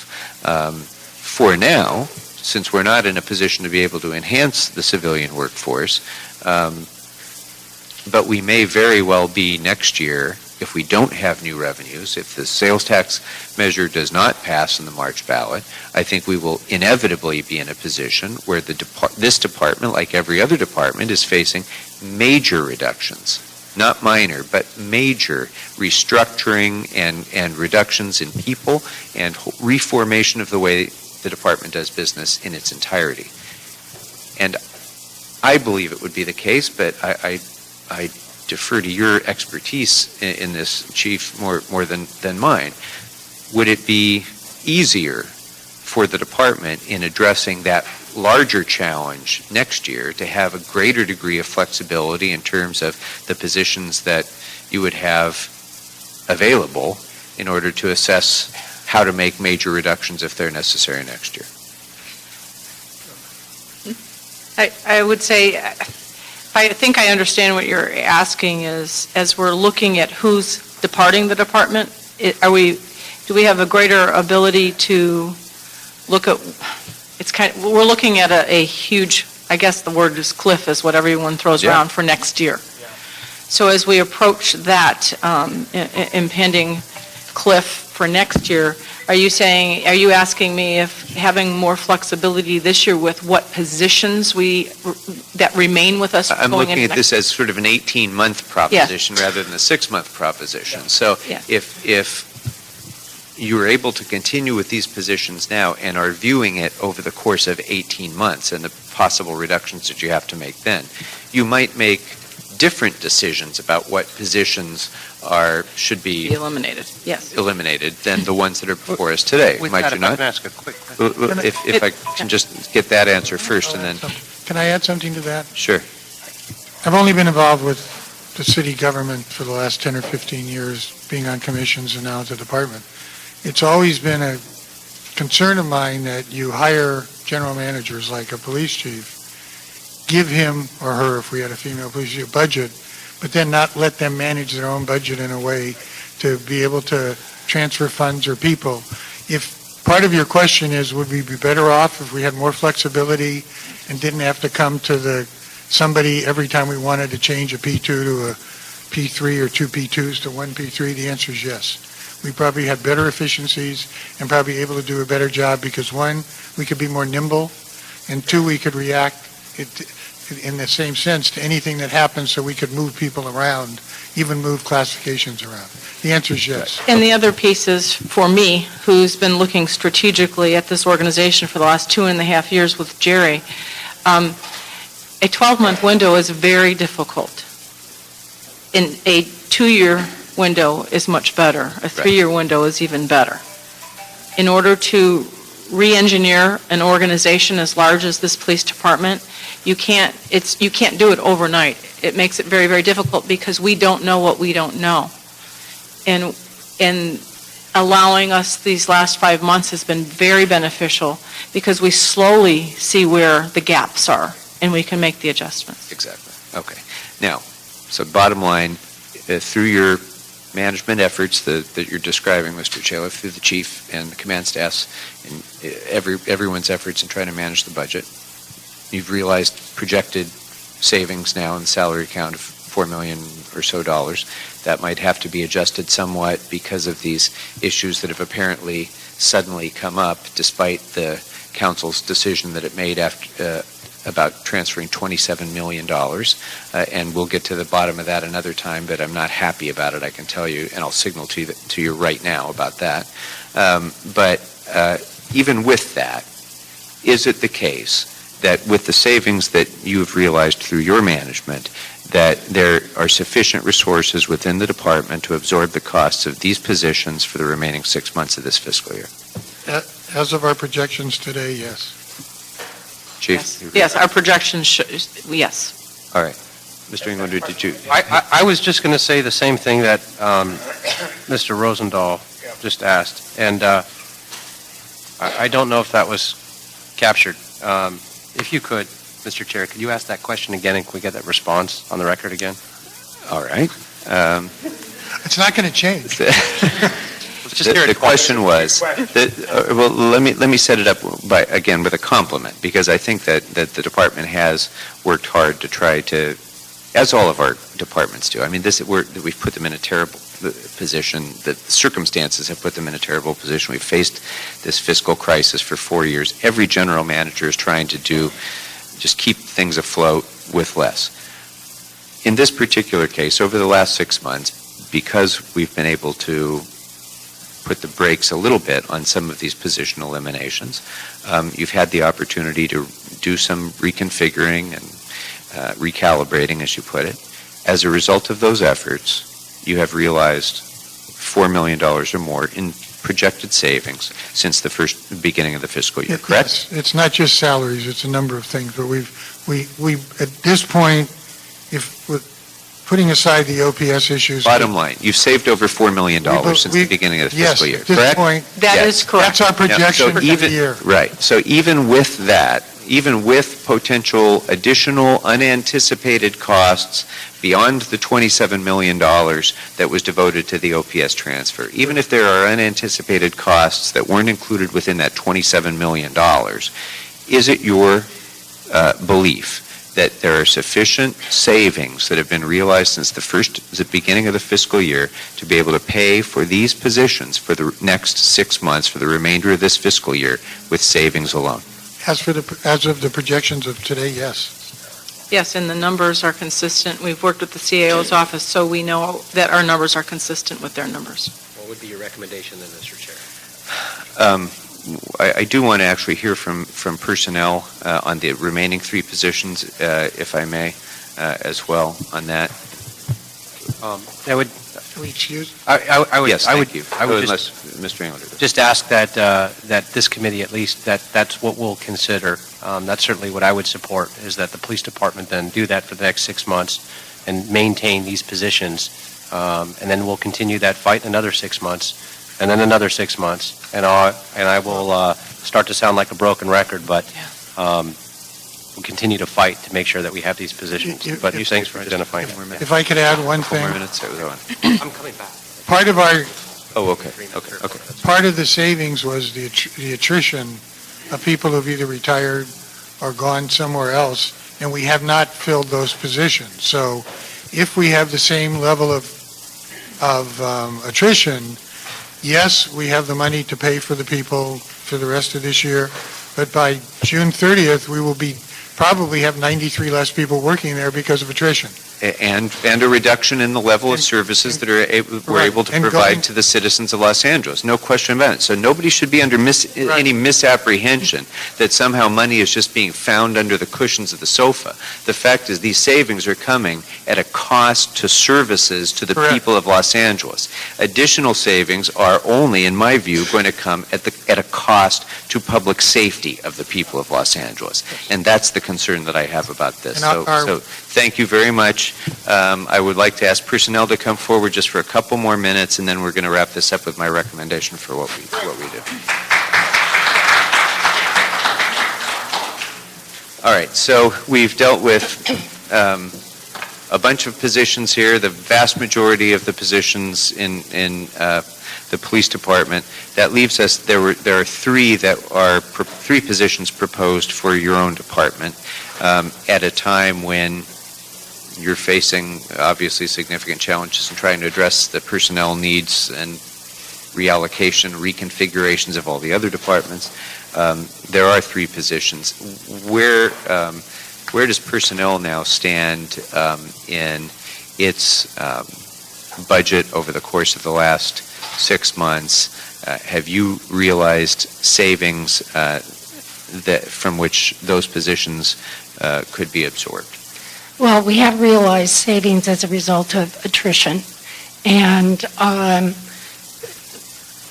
we too project that we would be able to absorb the cost of the three positions. But one of the things that I want to express, and like everyone else in this room, we're not supporting, we don't want layoff. However, at some point in time, you can't simply manage through attrition. Of course not. And so at some point in time, you have to look at all of your divisions, and you have to figure out how you can make changes. We've been doing that for the past, I feel like, 20 years, but in any event, we have been continuing to do that.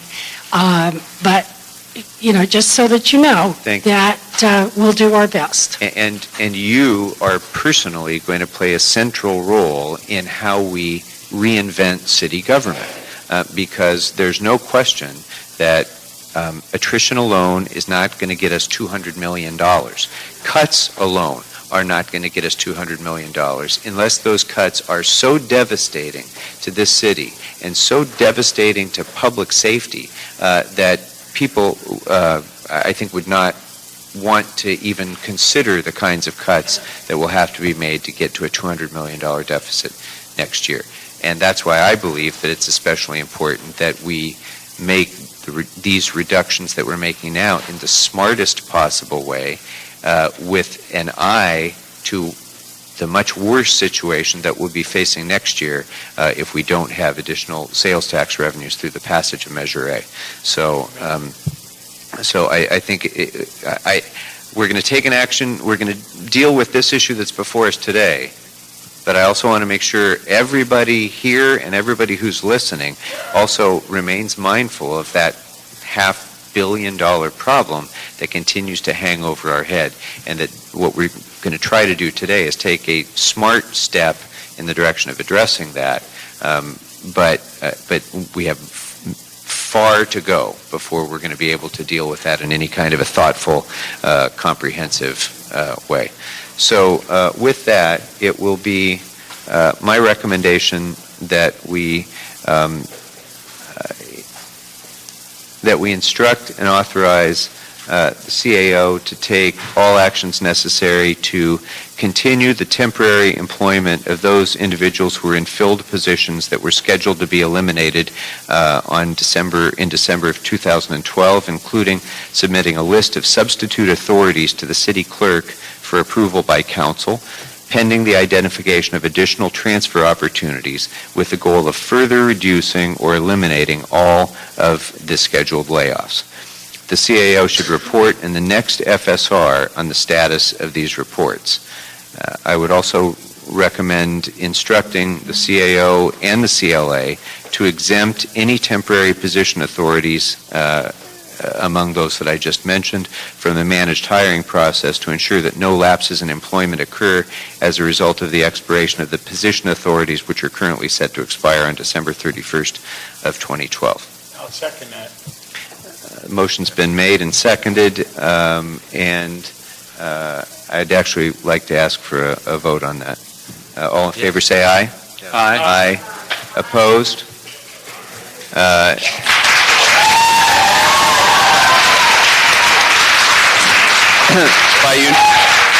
By unanimous vote of the committee, that will be the action of the committee, and we thank you all for your participation. Very good. And Very good. Great. Mr. Strana, where does that bring us? That's item 3. Hey, Maggie? All right, folks. When is the meeting next? Folks, the committee still has work to perform, so if you could, thank you for being here. If you would exit as quietly as you can, we have to move to our closed session item now. And in fact, let's go ahead and move. But we'll take closed session. Yes, it's all clear. The room is clear, so let's go ahead and take closed session in the... Oh, actually, you know what? Never mind. It's okay. Well, yeah, okay. We'll stay here. Okay, Yeah, all right. make it easier for Before I know he's talking. all right, before we go into closed session, I'd like to ask if there is any public comment on item number 3, our closed session report. Seeing none, public comment on that item is closed, and we will now proceed to closed session. So if you're not here on item number 3, I need to ask you to please exit the room as quickly as you can. And thank you again for being here. We just don't know.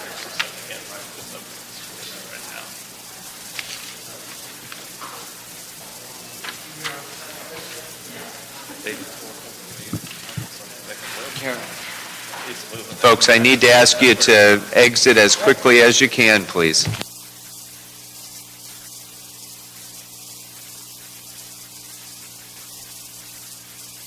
Now in open session, and there being no further action before this committee, we are adjourned.